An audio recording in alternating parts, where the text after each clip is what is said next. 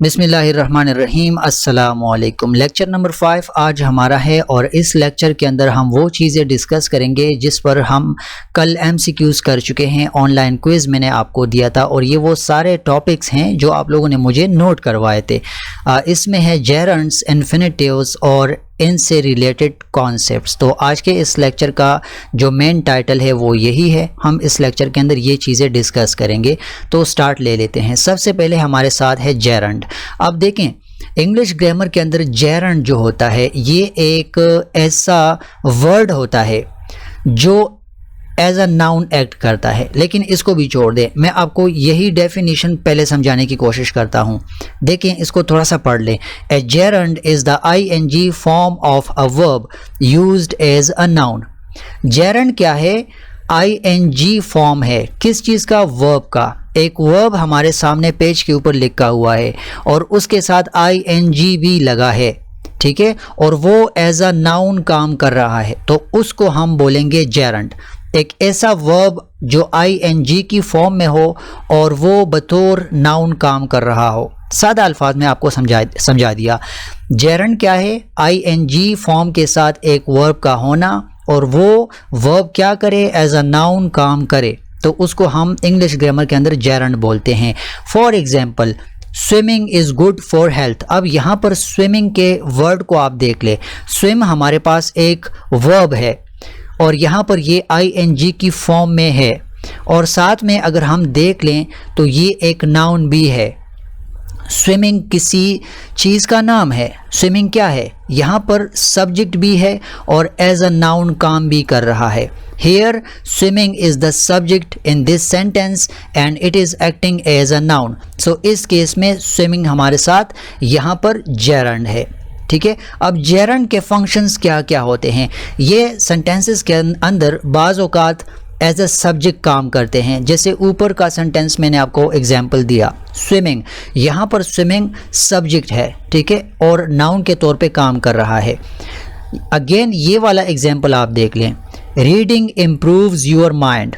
Reading improves your mind, तो यहाँ पर रीडिंग, रीड एक वर्ब है, ING की फॉर्म में है और साथ में ये एज अ सब्जेक्ट काम कर रहा है। तो पहला फंक्शन इसका ये है कि ये सेंटेंसेस के अंदर एज अ सब्जेक्ट भी काम कर सकता है। बाज़ों का सेंटेंसेस के अंदर ये एज अ डायरेक्ट ऑब्जेक्ट आ जाता है। For example, I enjoy reading. I subject हो गया, एन्जॉय वर्ब हो गया और रीडिंग यहाँ पर जेरंड है, ठीक है। रीड हमारे साथ एक वर्ब है, ING की फॉर्म में आ गया और रीडिंग यहाँ पर एक नाउन भी बन गया। सो इट टेल्स अस कि ये रीडिंग यहाँ पर जेरंड है, लेकिन एक डायरेक्ट ऑब्जेक्ट भी है, एक्शन को रिसीव कर रहा है। बंदा एंजॉय कर रहा है किस चीज़ को? रीडिंग को। सो यहाँ पर gerund as a direct object काम कर रहा है। ये इसका सेकेंड फंक्शन हो गया। बाज़ औक़ात एज अ सब्जेक्ट कॉम्प्लीमेंट यानी प्रेडिकेट नॉमिनेटिव भी काम करता है। अब ये नीचे आएगा, प्रेडिकेट नॉमिनेटिव क्या होता है उसको आप समझ जाएंगे, लेकिन यहाँ पर आपने याद रखना है कि ये as a subject complement predicate nominative के तौर पर भी फंक्शन करता है। For example, my hobby is reading. यहाँ पर हॉबी रीनेम हुआ है रीडिंग से। हॉबी का एक लिस्ट होता है हॉबीज़ का, ठीक है, उसमें रीडिंग एक हॉबी है। सो हॉबी को मैंने रीनेम किया रीडिंग के साथ। सो यहाँ इसका मतलब ये है कि ये जेरंड जो है reading as a predicate nominative काम कर सकता है, फंक्शन करता है।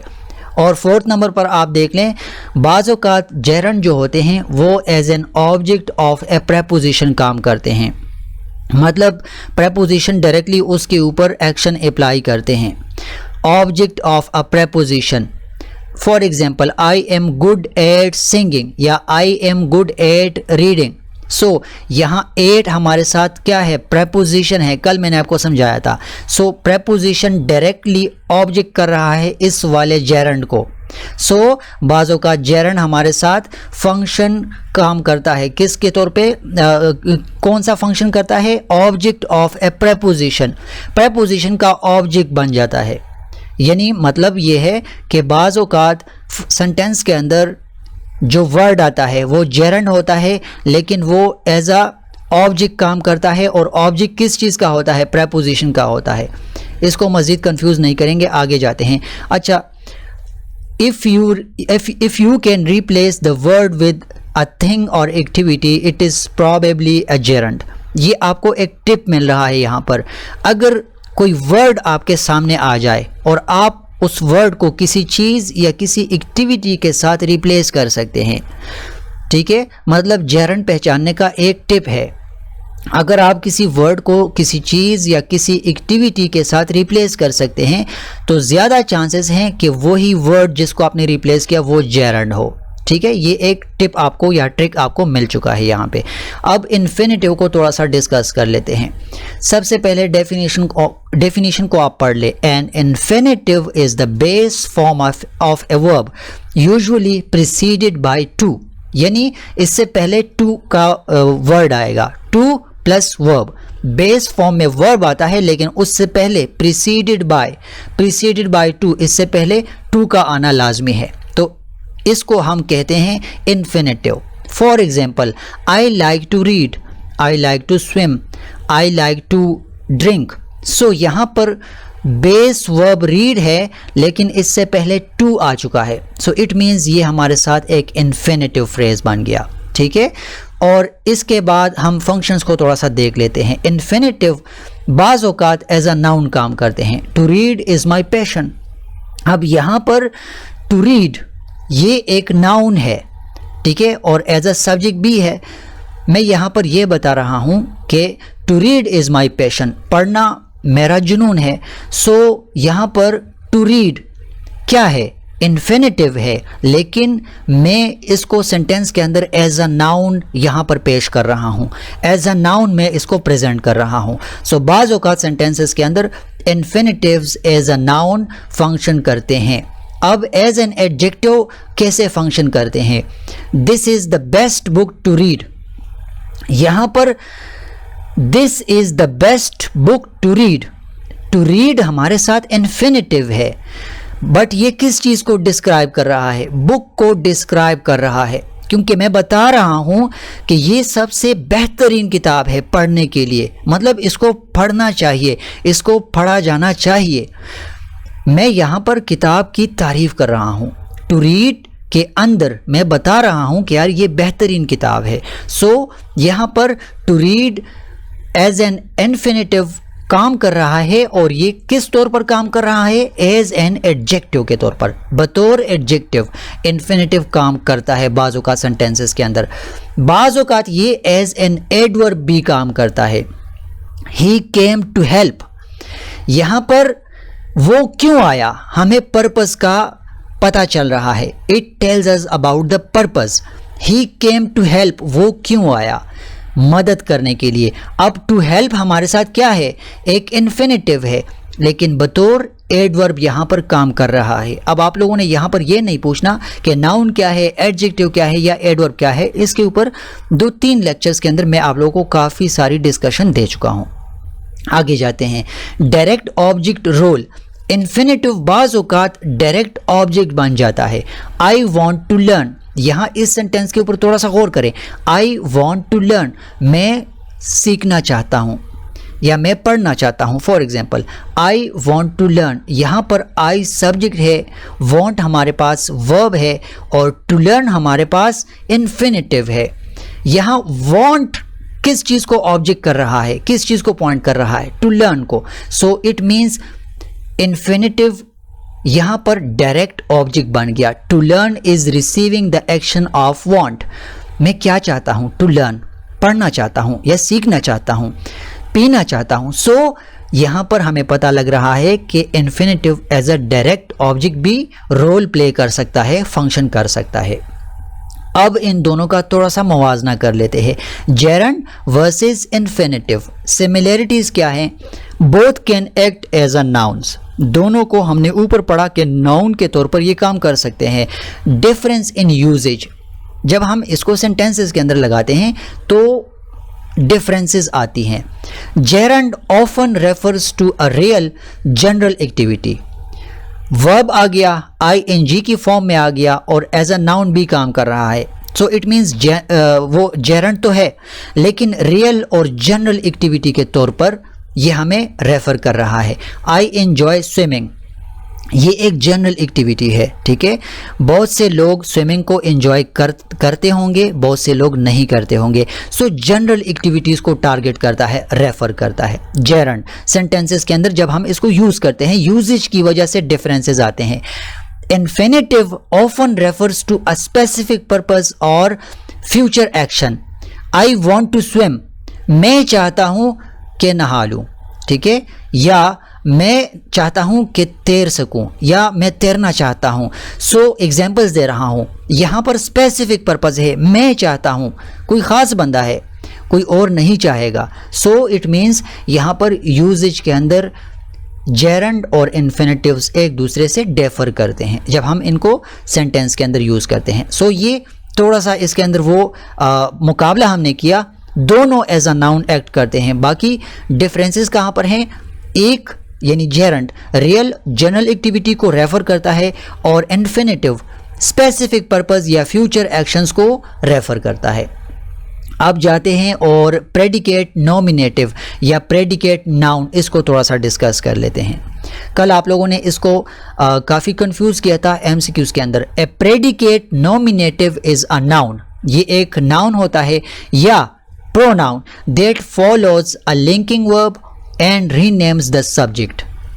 ये जो है एक नाउन है, प्रेडिकेट नॉमिनेटिव, या कोई प्रोनाउन है दैट फॉलोज लिंकिंग वर्ब या फिर रीनेम्स द सब्जेक्ट। ये सब्जेक्ट को या तो रीनेम करता है या लिंकिंग वर्ब को फॉलो करता है। एग्जाम्पल से आपको इजीली समझ आ जाएगा। शी इज़ अ टीचर, यहाँ पर शी सब्जेक्ट है, इज़ अ टीचर, अब शी को रिप्लेस किया टीचर ने।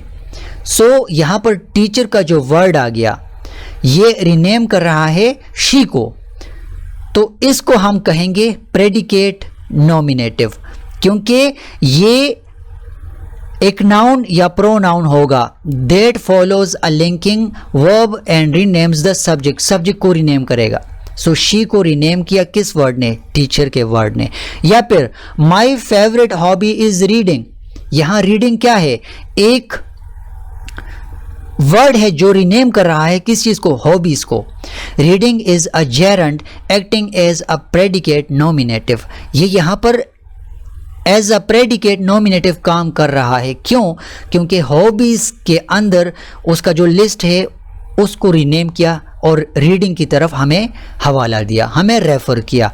सो इस तरह के वर्ड्स को हम प्रेडिकेट नॉमिनेटिव बोलते हैं।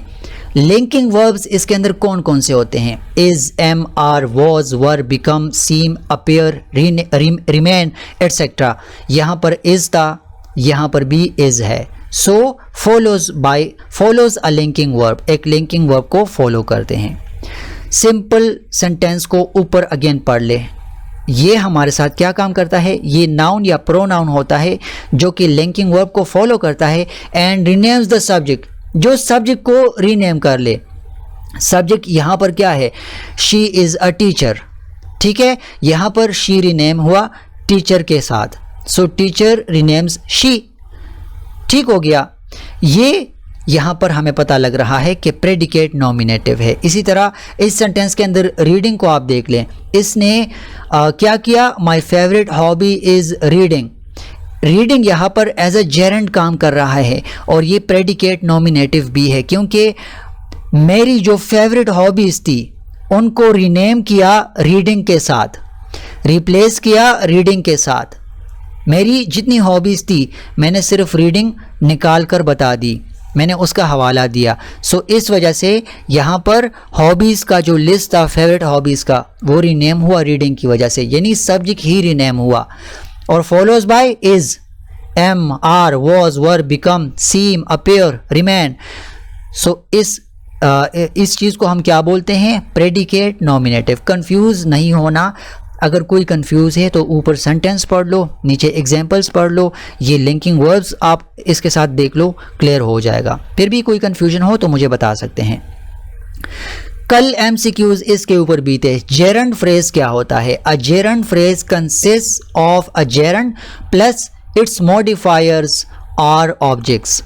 जेरंड को कंसिस्ट करता है, यानी इसके अंदर जेरंड होता है और साथ में इसको मॉडिफाई करने वाले वर्ड्स या फिर ऑब्जेक्ट्स होते हैं। For example, reading books in the library is relaxing. Here the whole phrase acts as the subject. Reading books in the library, ये पूरा हमारे साथ एक सब्जेक्ट है सेंटेंस के अंदर।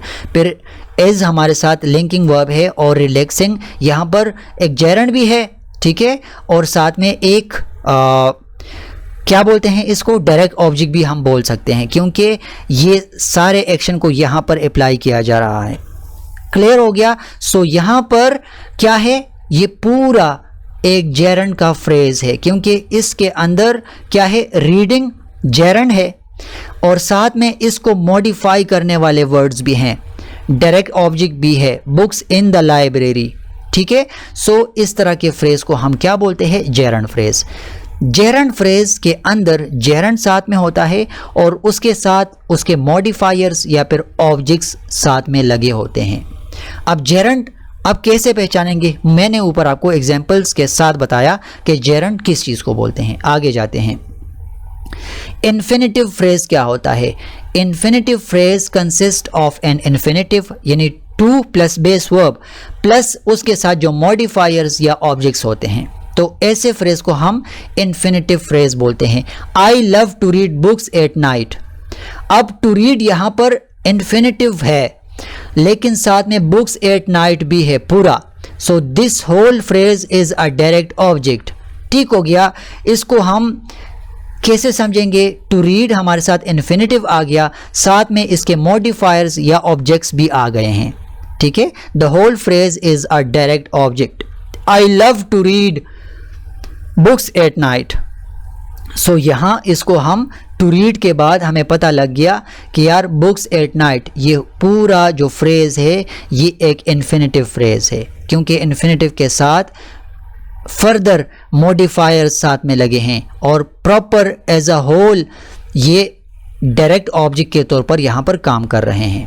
ठीक हो गया। She has a lot of work to finish before the meeting. अब इस सेंटेंस को देख ले, she has a lot of work to finish. To finish हमारे साथ क्या है, एक इन्फिनेटिव है, to plus base form of verb और साथ में उसके मॉडिफायर्स हैं। टू फिनिश को मज़ीद एक्सप्लेन किया जा रहा है या मॉडिफाई किया जा रहा है बिफोर द मीटिंग। सो यहाँ पर मॉडिफाइंग जो है एडजेक्टिव मॉडिफाइंग वर्क, ठीक है। यहाँ पर क्या हो रहा है, यहाँ पर टू फिनिश के बाद आप मुझे सुन ले तो समझ आ जाएगा।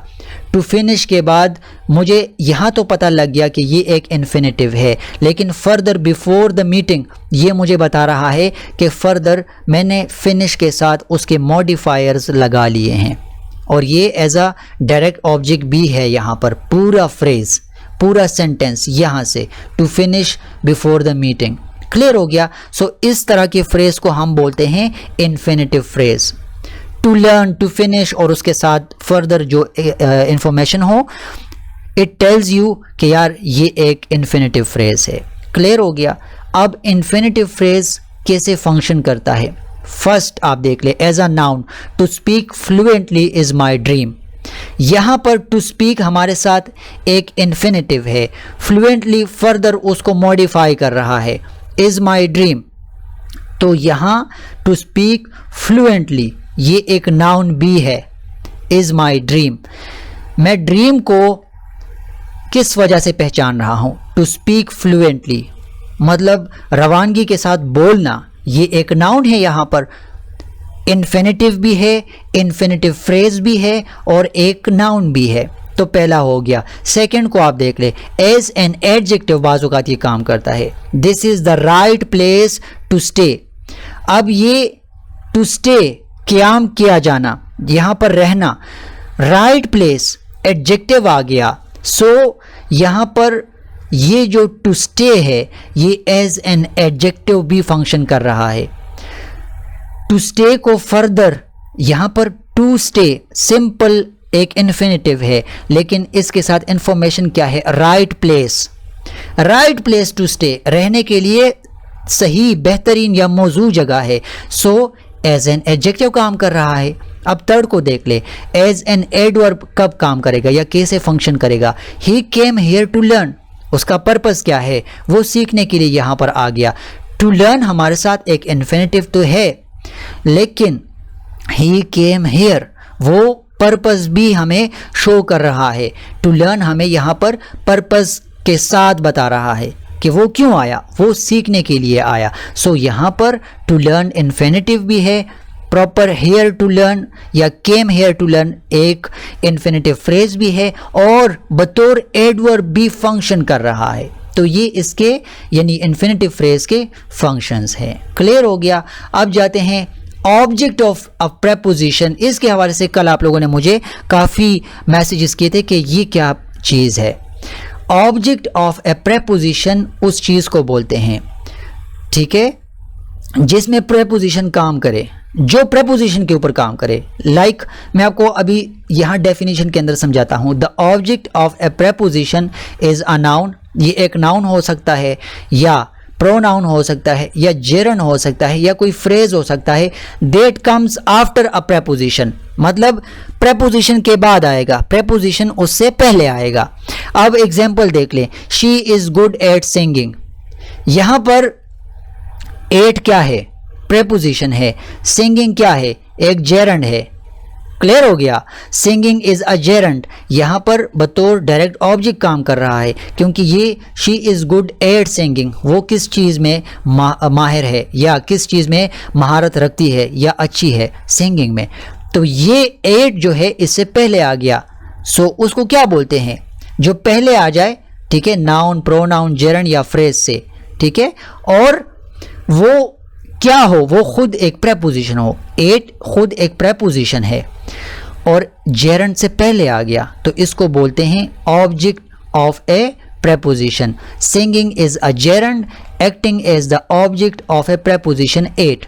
सिंगिंग हमारे पास एक जेरंड है और बतौर यहाँ पर प्रेपोजिशन है, ठीक है, सॉरी एट इससे पहले है, सिंगिंग एक ऑब्जेक्ट है यहाँ पर। क्लियर हो गया। She is good at singing, she is good at preposition, singing gerund. So at जो प्रेपोजिशन है उसका ऑब्जेक्ट क्या है? सिंगिंग है। बस इसको मजीद डिस्कस नहीं करूंगा, फिर आप कंफ्यूज हो जाएंगे। या फिर दूसरा देख ले, I am looking for a job. Job यहां पर क्या है? मैंने सेंटेंस डेफिनेशन के अंदर बताया, ये नाउन या प्रोनाउन हो सकता है। जॉब हमारे साथ एक नाउन है, ठीक है, और इससे पहले फॉर आ गया, प्रेपोजिशन आ गया। Job is a noun object of for. For यहां पर प्रेपोजिशन है और जॉब उसके बाद आ रहा है, उसका ऑब्जेक्ट है। सो इसको बोलते हैं ऑब्जेक्ट ऑफ ए प्रेपोजिशन, ठीक है। यानी जितने भी नाउन्स हैं, जितने भी प्रोनाउंस हैं, जितने भी जेरंड्स हैं या फ्रेजेस हैं, अगर तो उनसे पहले एक प्रेपोजिशन आता है तो वो सारे उस प्रेपोजिशन के ऑब्जेक्ट्स कहलाएंगे। It is all about objects of a preposition. Common preposition कौन कौन से हैं ये कल मैं आपको समझा चुका हूँ। In, on, at, of, by, for, to, with, about etcetera, ठीक है। इसके ऊपर अच्छी खासी डिस्कशन हमारी हो चुकी है। So it is all about object of a preposition. अब इन चीज़ों को आपने आइडेंटिफाई कैसे करना है, एक समरी आप लोगों के सामने मैंने यहाँ पर रखी हुई है। If a verb form ing works as a noun, अगर ing के साथ कोई वर्ब आता है और एज अ नाउन एक्ट करता है तो वो जेरंड कहलाएगा। If to plus verb works as a noun, adjective या फिर एडवर्ब, तो उसको हम बोलेंगे इन्फिनेटिव। टू आ गया, कोई बेस फॉर्म में वर्ब आ गया और वो या तो नाउन या एडजेक्टिव या एडवर्ब को नोटिफाई कर रहा है, तो उसको हम बोलेंगे infinitive. If it follows a linking verb and renames the subject, मैंने ऊपर आपको समझाया, अगर एक लिंकिंग वर्ब उससे पहले आ गया, ठीक है, और उसने सब्जेक्ट को रिनेम किया, तो उसको हम कहेंगे प्रेडिकेट नॉमिनेटिव, ठीक है। इसी तरह if a preposition is present, look for the noun और जेरंड आफ्टर इट। अगर प्रेपोजिशन किसी सेंटेंस के अंदर है और आपको नज़र आ गया या आपने देखना है कि नाउन या जेरंड उसके बाद है, तो इट मीन्स वो नाउन या वो प्रोनाउन या वो जेरंड या वो प्रॉपर फ्रेज जो है वो हमारे साथ उस प्रेपोजिशन का ऑब्जेक्ट है, object of a preposition. So it is all about today's lecture. ये वही टॉपिक्स थे जो कल आप लोगों ने मुझे नोटिफाई करवाए थे। मैंने सादा अल्फाज में समझाने की कोशिश की। मैं हूँ तो प्राइमरी स्कूल टीचर, डिटेल में डिस्कशन करता हूँ क्योंकि इससे मैं सेटिस्फेक्शन हासिल करता हूँ कि जिस चीज़ को जितना डिस्कस किया जाए उतना ही अच्छा होगा। फर्दर भी इसके ऊपर आपको डेटा मिलेगा, पीडीएफ फाइल्स मिलेंगे, क्विज़ेस मिलेंगे, तो वहाँ इंशाल्लाह और अगर मसले हुए तो मैं उसको मज़ीद एक्सप्लेनेशन के साथ आप लोगों के सामने प्रेजेंट करूँगा। So it is all about lecture number 5। इंशाल्लाह कल लेक्चर नंबर 6 में आपसे बात होगी, मुलाकात होगी। अपना ख्याल रखें। अस्सलामु अलैकुम।